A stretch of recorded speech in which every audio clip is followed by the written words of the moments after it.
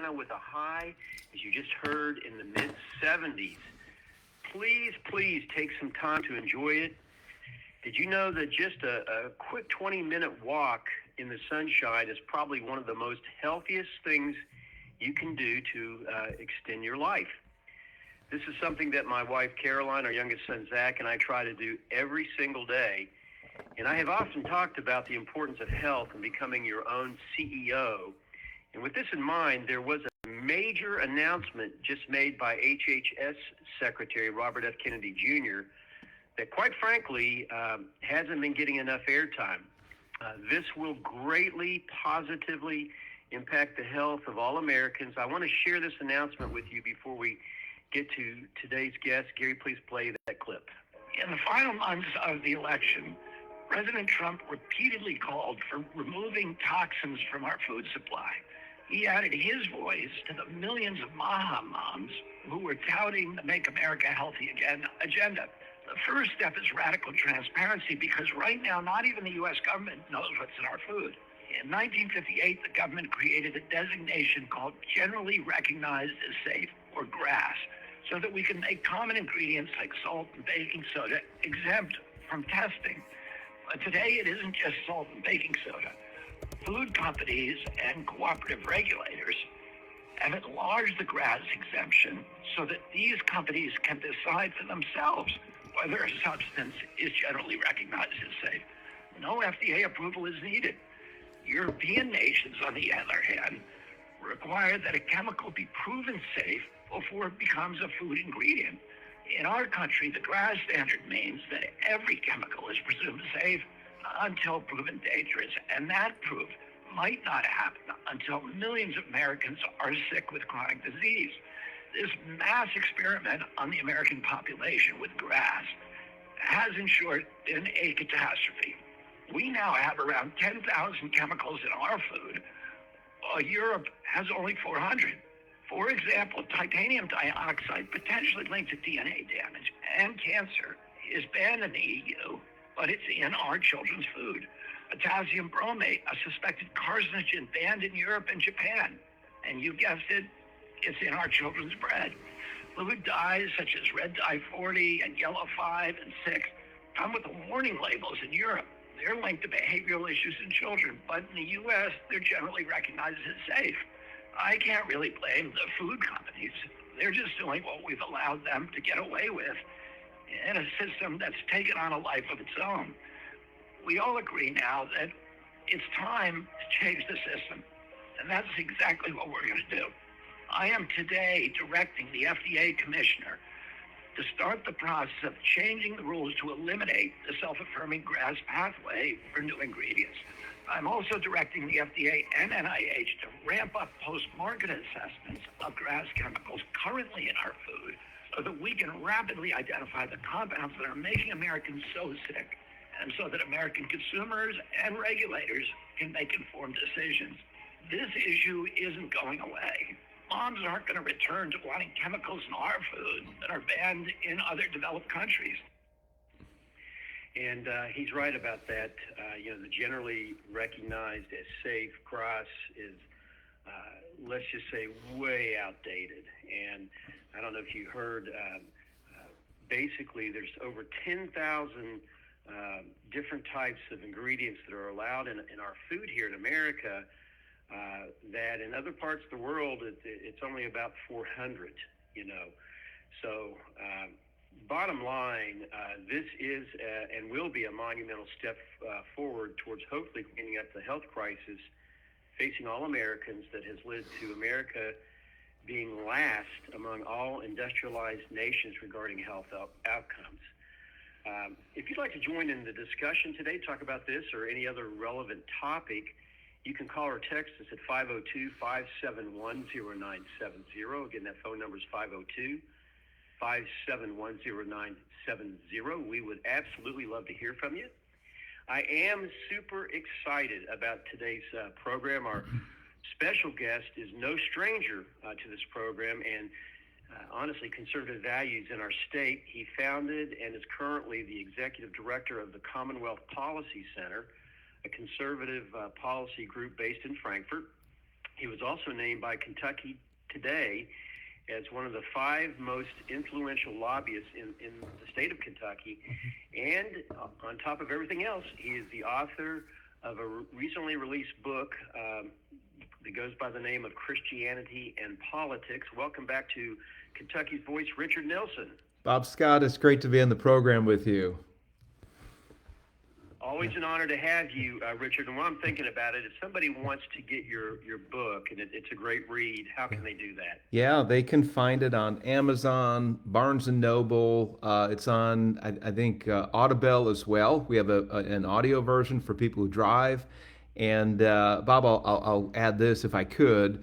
I wrote that book to help other Christians who wanted to engage the public arena in an effective way, whether speaking in front of a city council or a school board or running for office. I share my stories of things that I've learned in almost 30 years here in Kentucky of engaging the public policy and political realms.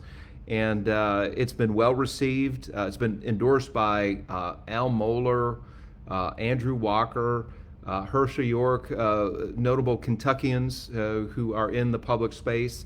And then also political leaders, State Senator Robbie Mills, who ran as Lieutenant Governor, candidate with Daniel Cameron a couple years ago.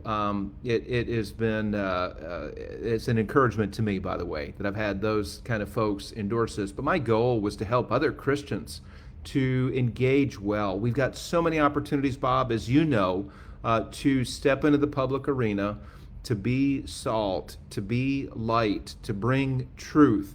Some of us are called to speak in front of a city council. Some of us are called to run for office, and so many opportunities there. So, anyways, you can find Christianity and Politics on Amazon and other major platforms, and go there and purchase a copy. I think you'll find it an enjoyable read and very helpful to you as well. And I have read it, and it is enjoyable, Richard. As the executive director of the Commonwealth Policy Center, what do you see as the most significant legislative priorities in the current Kentucky General Assembly session? And, basically, how do they align with your organization's mission? Yeah, one of the very first things they did was to take another step to remove the state income tax. They reduced it a 0.5 percentage point. It's going to be down to 3.5% starting in January. They also passed another measure to make it easier to lower the state income tax. It's been done incrementally over a period of time so that the state can transition to another form of taxation.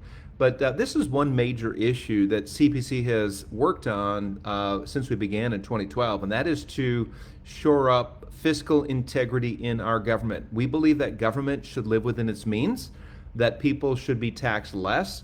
Where there are taxes, the government needs to justify it. The government needs to make a case that it's actually serving a public purpose and serving the common good. So we have been very much in favor of eliminating the state income tax, and of course the legislature is on the path to do that. We've had some other bills too, Bob. The abortion issue.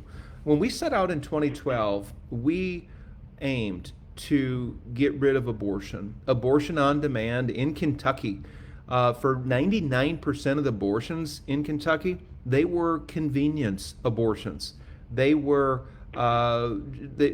considered a form of birth control, which is horrible when you think about it. A precious human being. Bob, at one point you were an embryo, I was an embryo. We were both in our mother's wombs, and we thanked our moms that they chose life for us.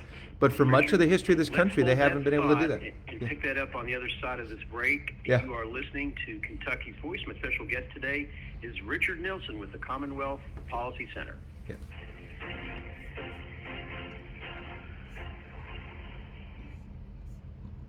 Hey all, if you are just joining us, you're listening to Kentucky's Voice on WGTK with Bob Scott.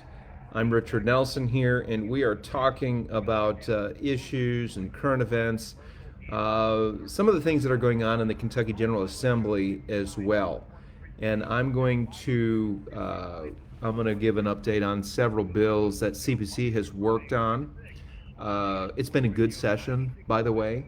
Many good things have happened, and we will talk about that after this break, which I'm not sure how long it's going to take. It may be a 2 minute, 3 minute, I don't know.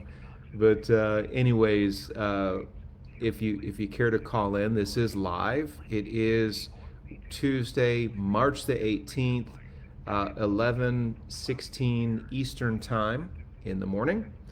And we'd love to have you join us. Go to Kentucky's Voice. If you go to kentuckysvoice.org, I believe you can find the phone number there. And actually, what I'm going to do, if you will indulge me, I will see if I can find a number for you right now. So please indulge me.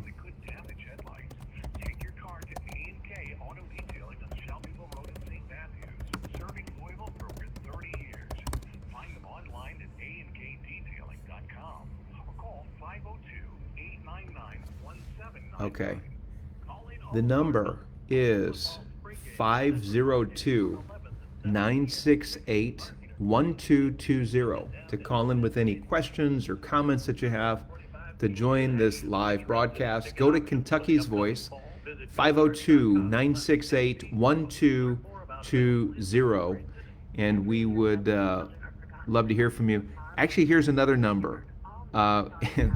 Just forget what I just said. Here's another number. I'm looking at their website. 502-571-0970 to call, text, or voice text your question. Go to 502-571-0970.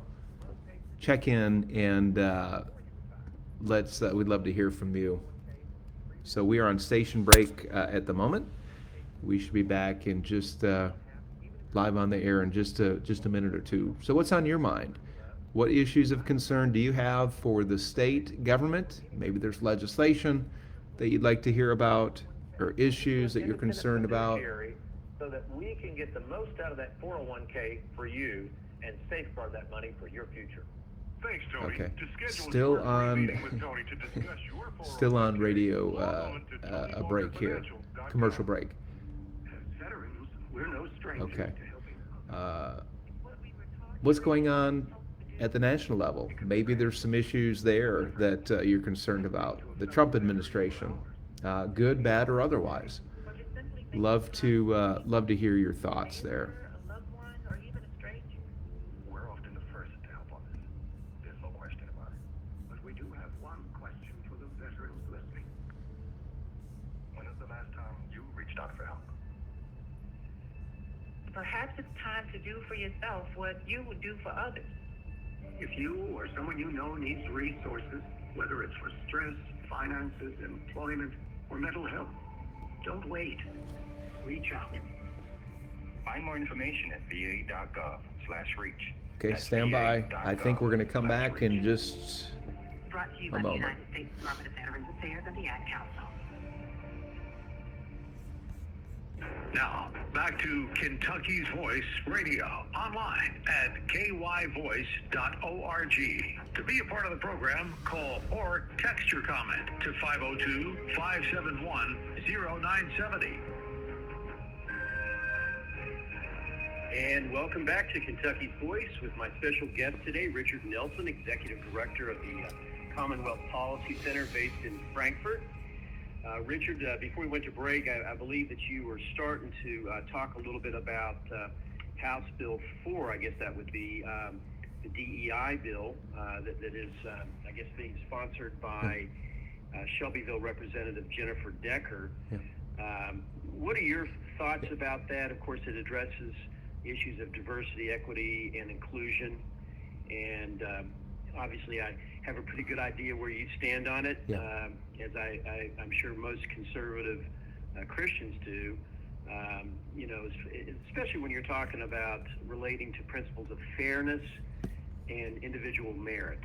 Yeah, so that is one of the issues we are concerned about and focused on. Actually, it's House Bill 3, and if I'm not Okay. mistaken. But we did focus on that. If I could say a word, though, about the sanctity of life issue, Bob, I was talking about, Yes, please do. that's one of the core pillars of the Commonwealth Policy Center, is that we are working to strengthen and advance a culture that embraces the sanctity of life. And of course, Kentucky passed the trigger law back in 2019. That went into effect in 2022, which banned all abortions except to save the life of the mother. Abortion proponents said, well, look, women who are in difficult pregnancies, life-threatening situations in a pregnancy, they can't get the help they need. And then we heard from doctors. Doctors aren't able to help the woman who's having a difficult miscarriage or an ectopic pregnancy. Well, the state legislature passed House Bill 90 that made it clear what procedures are considered abortions and what procedures are not considered abortions. And there are 9 procedures or situations that the Kentucky legislature outlined that said, hey, you need to, if a woman is in a crisis in a pregnancy, then here, go ahead. If there's an ectopic pregnancy, if there's hemorrhaging, if there's a molar pregnancy, go ahead and help her. Interestingly, Bob, the bill also acknowledges the unborn as a child. That term is used in this language, and it will be in statute. It also says that the right to life is the most fundamental human right, forming the basis for all other rights. So I'm very, very grateful that the state legislature passed House Bill 90 to take away an argument that the far left was using to really bring back abortion on demand. And very much in support of that bill. Very grateful that it passed. Bill, Bob, to your point about House Bill 3, it bans DEI in higher education. Of course, DEI stands for diversity, equity, inclusion.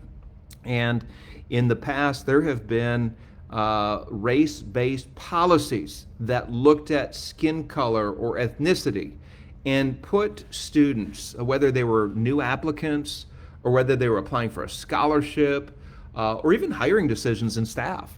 Universities in Kentucky, not just here, but across the nation, were looking at external characteristics to advance certain minorities, which is anathema to the American ideal of merit, of being colorblind before the law. And this bill passed both the House and the Senate. Very, very grateful for Jennifer Decker's good work on that. That is on the way to the governor's desk. Not sure what he's going to do with that. Actually, I do have a suspicion. I can't predict with certainty, but I think he's probably going to veto it, if I had to guess. So, Do you think he will on this now, Richard? Because I do value your input on this. We know what his history has been on that, but with the fact that he has an eye towards, many are saying, believe it or not, the White House. Yeah. In the next election, do you think he might start trying to moderate his viewpoints and get away from the far left stance that he's taken? Yeah, Bob, that's a really good question. And typically that's what happens when you have somebody angling to the White House and angling to a broader audience, especially those in the middle. They moderate their views and they water down their positions. However, with Andy Beshear, I've not seen that yet. I have not seen him. Okay, let me walk that back a bit, because he has signed the tax reduction into law. Last time Republicans passed that, I do expect him to sign the bill to reduce the state income tax. I expect him to sign it this time. So in that area, he has. But when it comes to far left ideology like DEI or gender ideology, which we'll talk about in a minute, I don't expect him to walk that back. I hope I'm wrong. I would like to be surprised and to see him sign these good bills into law, but I don't see it. And this is based on some of the press releases and statements that he's made. But we'll see, because the veto period is in less than 2 weeks, and then these bills are going to go to the governor's desk, or actually they're going to his desk now, and then the legislature comes back in to override any of his vetoes. So we're going to find out here within the next 10 days or so where he stands on these issues. Yeah. Yeah, we look at Gavin Newsom out in California, and where you can see he has definitely moderated, because he's another one, that has his eyes definitely on the White House. Yeah. Moderated his views with regard to biological men competing in women's sports. That was one that he was hardline, dug in on, and he's completely flip-flopped on that. And again, I guess, truthfully, I mean, as somebody looking at this as fairly as possible, is that someone you can really trust? We know that politicians flip-flop every day, Yeah. but someone that has been so hardcore, really totalitarian as far as their thought processes are concerned, as our governor has been, my question is, could you trust someone that suddenly flip-flops with the idea of trying to get elected, and obviously to the most important position in the world, and that's the President of the United States? Yeah, you can tell a lot about a person by their deep convictions and where they've stood on those convictions over a long period of time. You really have a difficult time trusting somebody who puts their finger in the wind and looks at an election and looks at the polls and says, "Yeah, I've got a new understanding of this issue." Then we question motives. It doesn't mean that people can truly change, because they can, but our likelihood of really trusting a political leader like that is going to be pretty low. And the same with Andy Beshear. He is the most radical pro-abortion governor that we've had. He's the most radical gender ideology governor we've had, which brings us into the next issue. House Bill 495 bans Kentucky the use of Medicaid funding for any gender transitions or hormone therapies in Kentucky. And the governor's come out and spoken against that. And look, here's the deal, Bob. Our tax dollars should not go to underwrite gender transitions for people on Medicaid. For people who have gender dysphoria, who are confused, they should get help, but they should not be supported to use tax dollars to maim their bodies. You're looking at mutilation surgeries. You're looking at putting high levels of hormones into your bodies that will hurt you over the long run. And despite what the medical organizations are saying, this is bad, horrible medicine. And I'm ashamed at some of the medical organizations out there that have endorsed this. In Europe, by the way, many European nations are walking this back, and they're stopping it because they've realized how bad of a mistake it is. And I think we will realize that soon enough. But Andy Beshear's not there yet. I do expect him to ban House Bill 495, which bans the use of Medicaid funding for gender transitions. So on gender ideology, the governor's in the wrong place. When it comes to inmates in Kentucky's prisons, they have been secretly doing gender transitions it was 67 prisoners that our tax dollars was supporting gender transitions there. This was under the governor's Department of Corrections. They've kept it secret from Kentuckians. And there was a bill, fortunately, a bill that pushed back and said, nope, we're not going to do this. That was Senate Bill 2. Again, passed the legislature. That's good news. And that is good news, and thank God for the brave legislators that are not afraid to stand up and do what's right. And you are listening to Kentucky's Voice. We will be right back shortly with more from Richard Nelson with the Commonwealth Policy Center. Stay tuned.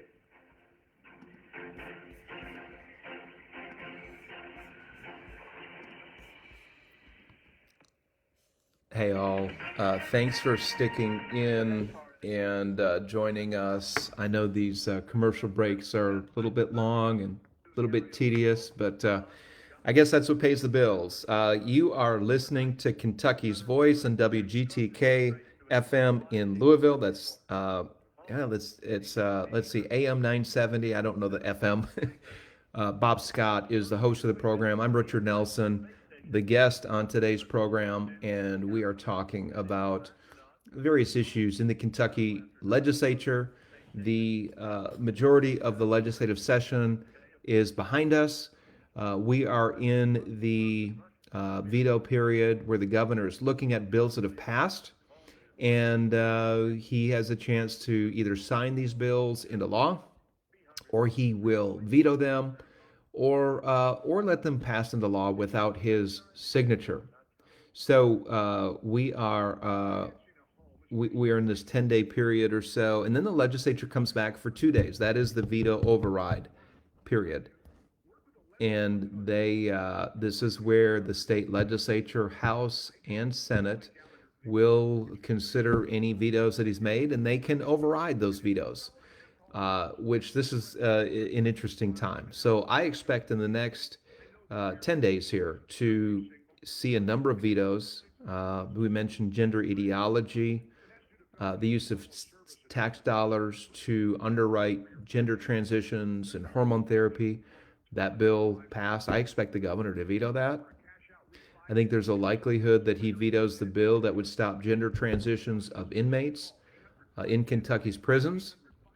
I think that the issue, House Bill 90, which defines what abortion is and what it isn't, and it outlines surgical procedures and situations where that are considered non-abortions used to save or protect the health of the mother. I expect the governor to veto that as well. We'll see, though. I hope that I'm wrong. I really do. But we will see his true colors. As it was mentioned on the program just a few minutes ago, that Andy Beshear is looking at running for the White House in 2028, and he could be setting himself up for a run, maybe moderating some of his positions. That remains to be seen. He has moderated on the tax issue, and he has signed the income tax reduction bill that the legislature passed last session. I expect him to sign it this session. And of course, he's taking credit for the great economy that Kentucky has experienced. I would give more of that credit to the legislature, because they have actually done a lot of the work to create a climate and a structure that makes it easier to do business, cutting taxes. They've made Kentucky a right-to-work state. They've gotten rid of prevailing wage, paycheck protection, a number of things to make Kentucky more competitive. And that has contributed to the growth in our economy here. Stand by. We're going to go on air in just a moment. And as we head into the day on Wednesday, windy but cloudy, or highs in the lower 70s, a round of thunderstorms Wednesday night. Wave Storm Track team out, Brian Good. This forecast, the service of Dalbo Insurance for home, auto, and life insurance. Call 502-265-0128 or visit thatearieguy.com. Now, back to Stand by. Kentucky's Voice Radio online at kyvoice.org. To be a part of the program, call or text your comment to 502-571-0970. And welcome back to Kentucky's Voice with my special guest today, Richard Nelson, who's with the Commonwealth Policy Center in Frankfurt. Just a reminder to call or text questions. If you have any for Richard, now's your opportunity. Probably not too many folks that are in the know with regard to Frankfurt and politics in the state of Kentucky as Richard Nelson is. I'm sure you've probably seen him on several other programs where people are calling upon his expertise. And Richard, I know that when we went to break, we were talking about several important issues right now. The gender surgery that has been allowed to go on. Unbeknownst, I'm sure, to most Kentuckians, and being paid for by you and me and the taxpayers of Kentucky. And that's what the bill that you were talking about before we went to break will bring to an end, correct? That's correct. House Bill 495 bans the use of Medicaid funds from going towards hormone therapy or gender transitions of any Kentuckian. And Medicaid is a program, by the way, Bob, for people who are poor. They can't afford their own health care. And Kentucky has a whole lot of people on Medicaid.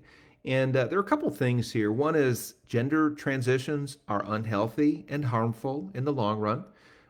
It would be considered not a necessary procedure or therapy. But then there's the issue of what is the wise use of our tax dollars? Using Medicaid funding to transition a healthy person and to do mutilation surgery or high levels of hormones pumped into their bodies, that's not a good use of our tax dollars. And I applaud the legislature for pushing back against that.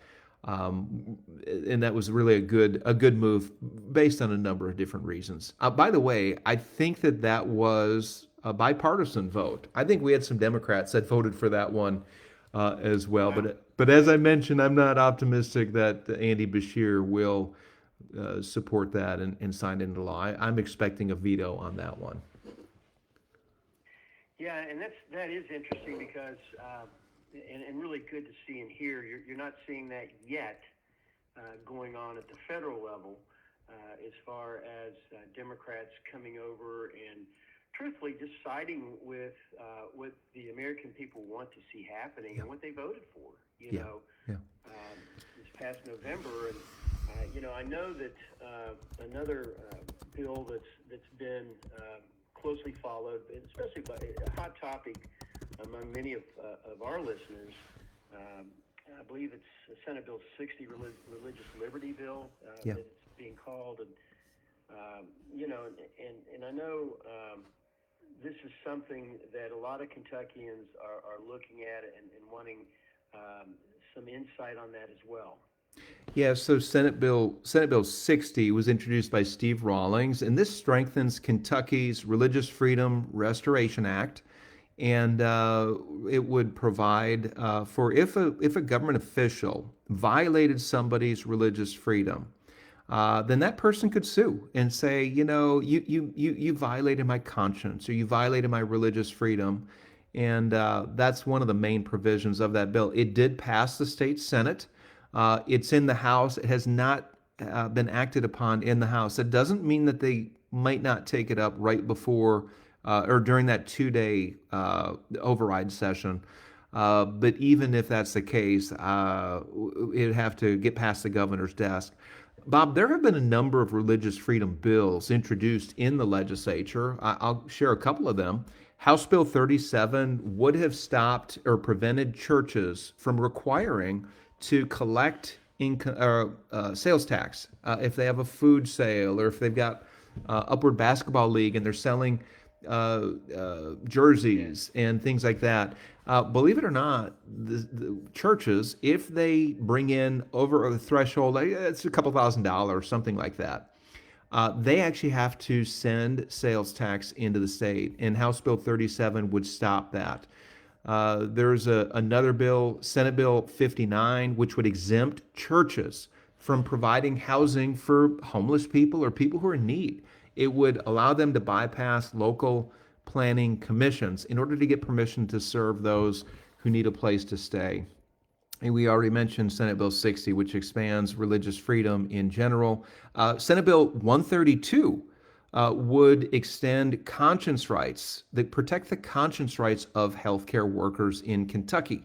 And this would mean practically that a pharmacist wouldn't be required to dispense hormone therapy drugs or abortion-inducing drugs.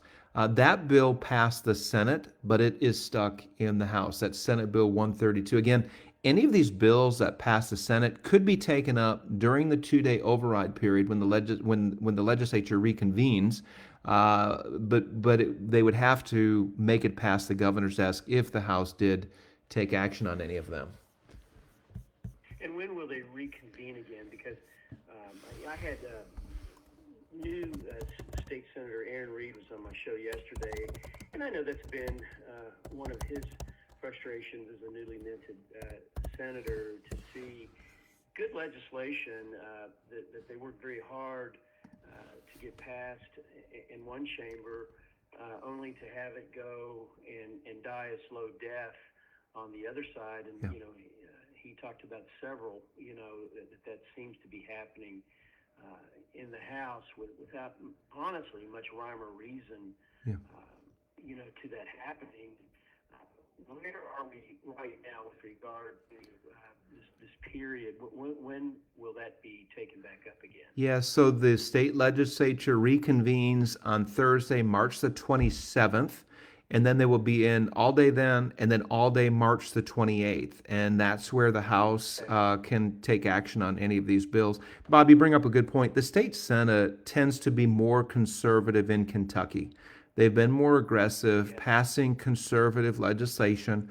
Now, the House, to their credit, they've passed a lot of good legislation, but not nearly as much as the state Senate. There has been some reluctance to pass strong legislation. I'll give you an example. There was a bill, I want to say it's House Bill 207, And that was the Parents' Right in Education Act. And that would have allowed parents who objected to material in their child's schools. Let's say they went into the library and pulled out a book that was pornographic, which, by the way, parents, that kind of stuff is in your many of the schools in Kentucky. I don't want to say your school, but we've discovered that many schools are carrying objectionable, pornographic, pro LGBT stuff that is absolutely appalling. House Bill 207 would have if it was enacted said that parents taking that book that they found in their child's school, reading it in front of a school board, if it was considered obscene, or if that school board said you can't read it, that book would have immediately had to been taken out of the school. That bill didn't go anywhere. And quite frankly, Bob, I think that's an important thing to empower parents to protect children and to say, you know what, we shouldn't have sexually charged and sexually provocative and pornographic books in our children's schools. And that bill, unfortunately, didn't go anywhere. That was Josh Calloway who introduced that bill, and I commend him for taking a stand to do that. You know, Greg Williams was, and I know you know Greg, was on the show recently, and he talked about that, and it's absolutely appalling that kind of garbage is being allowed in our public school system or made available. Yeah. So you're saying that Josh Calloway's bill wasn't even allowed to go up for a vote. Is that correct? Yeah, that didn't get a hearing. Josh Calloway he is a good man. He is not on the favorable side of the leadership in the legislature, and pretty much anything that he proposes isn't going very far. It doesn't mean he's not trying. And this was a good bill. Look, I think that legislators need to get passed. And I'm not calling out names, and I understand the dynamics of the political process. But look, when it comes to doing the right thing, you need to let bygones be bygones, move ahead, work with people who you might have disagreed with in the past, and do the right thing, especially when it comes to kids. This is something that we featured, by the way, in Commonwealth Policy Center's Legislative Ledger. I interviewed Josh. I was in his office a couple weeks ago, and we talked about this bill. By the way, I need listeners right now who'd like to get our updates, the Commonwealth Policy Center update or our Legislative Ledger. You can go to our website, commonwealthpolicycenter.org, and sign up. As soon as you open the website, you'll have an opportunity to put your name and email address in there, and then we're happy to share our email updates with you. And I would strongly encourage our listeners to do that. It's free, and it's a great way to get some insight as to what's really happening in Frankfurt from a conservative Christian standpoint. Yeah. Listen, you are listening to Kentucky's Voice with my special guest today, Richard Nelson, with the Commonwealth Policy Center. We will be right back after this short break. Stay tuned.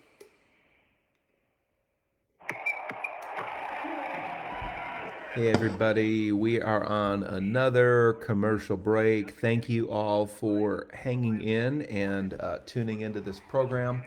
If you have any comments or thoughts, go ahead, and I think you can share some on the sidebar here on Facebook Live, or you can call in. If you call in, let's see if I can remember the phone number. It is 502-571-0970. And I should double check that to make sure that it's accurate. I think it is. Let's see here.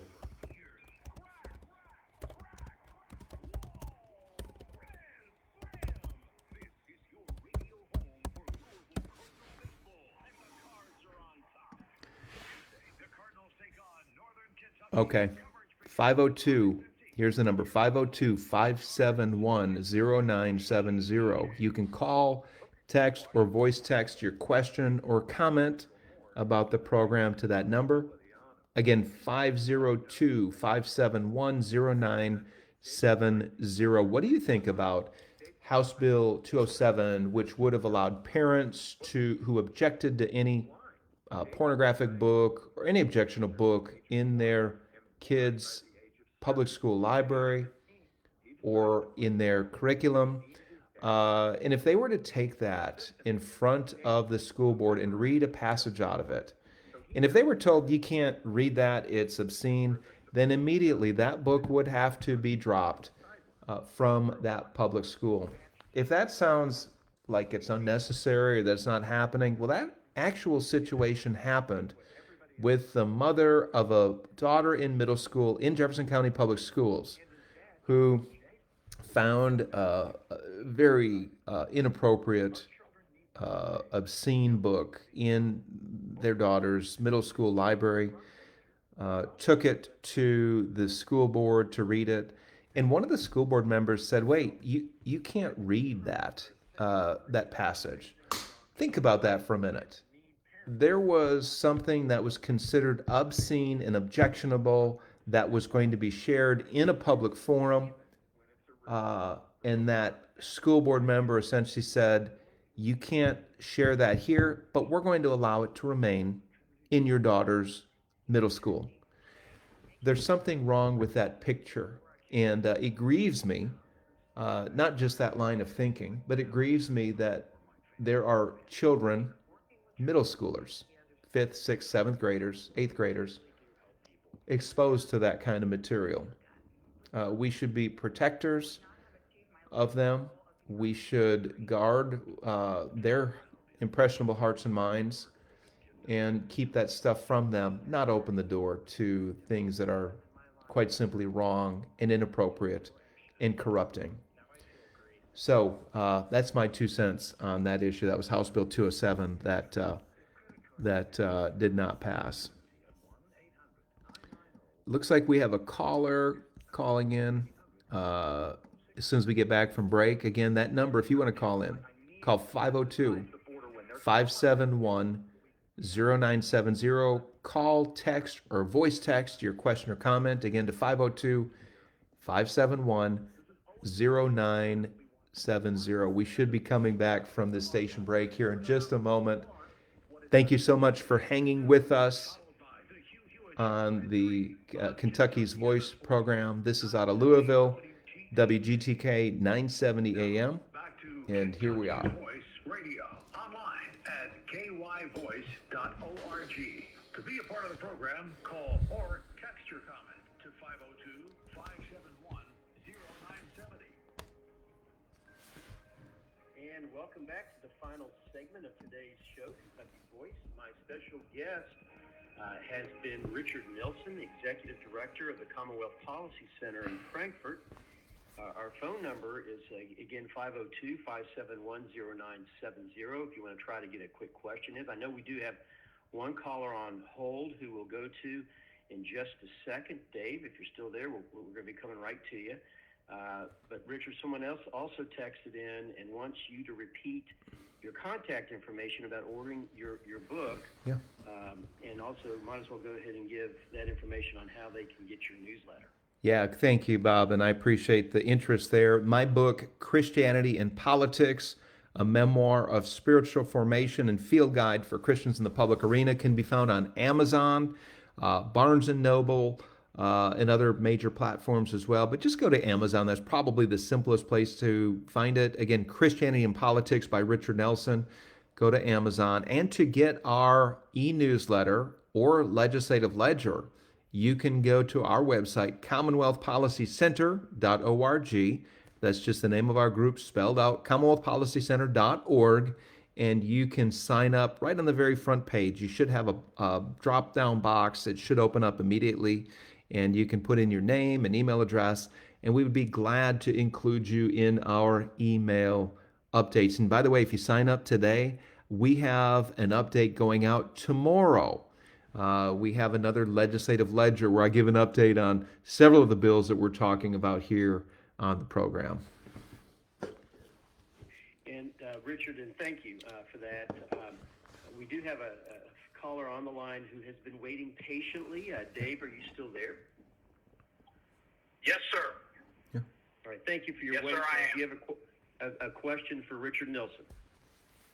Yes, my question is the following: Will there be another try with the legislature in reference to the school boards of education in Kentucky, and basically have an entity somewhere that those boards have to answer to. As you know, presently they do not. They don't answer to a mayor, to a county judge, or to the state in reference to their policies. Yeah. Yeah, that's a good question. Go ahead, Richard. that's a good point you bring up. I'm not aware of any particular legislation that would rein in school boards. Here's the accountability, though. It's people like you and me. And I would encourage all of us, I'm speaking to myself, by the way, to go to school board meetings and pay attention to what they're doing.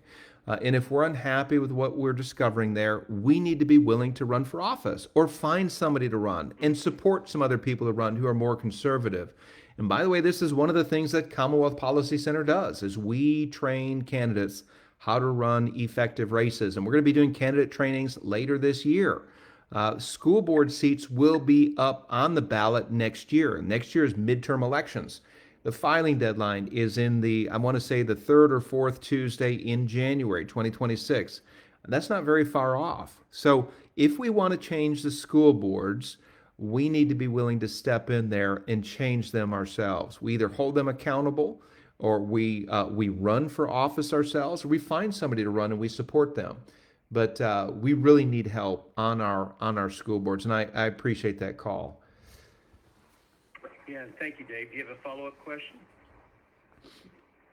Yes. Can persons who want to take that leap, is there a financial help? Are there entities out there that will help people financially, especially someone who's never run for office? Yeah, good question. So when this occurs, and when there will be the leftist army, and the money will pour in to just bury anybody that tries to run for these school board positions. Yeah, good question. So CPC does engage in local races. As I mentioned, we will train the candidates. There's other things that we've done in other political races. We've made endorsements. We've done voter guides and things like that. Fortunately for a school board race, it does not take a whole lot of money. Unless you're in Jefferson County. In that county, they've spent in the last election hundreds of thousands of dollars on that one. But in I was most, getting ready to say Jefferson County probably would be one of those rare exceptions, Richard. it is. But in many areas, Bob, you can run an effective school board race on $500 to $1,000. A lot of it's just wearing out shoe leather, going door to door, handing out a small informational, smiling, introducing yourself to voters, asking for their vote. That's how you get elected to the school board. And I want to go back to our candidate training. We plan to have trainings this fall, September and October, across the state to train candidates how to run effective school board races and how to run city council and fiscal court races. I've actually run for local office. I've served in office. And I do share some of these lessons, by the way, in my book that we just mentioned a few minutes ago, In Christianity and Politics. And that's a good place to start. If you've ever thought about running for office or wondering what's involved, check out my book, Christianity and Politics by Richard Nelson, and you can find that on Amazon.com.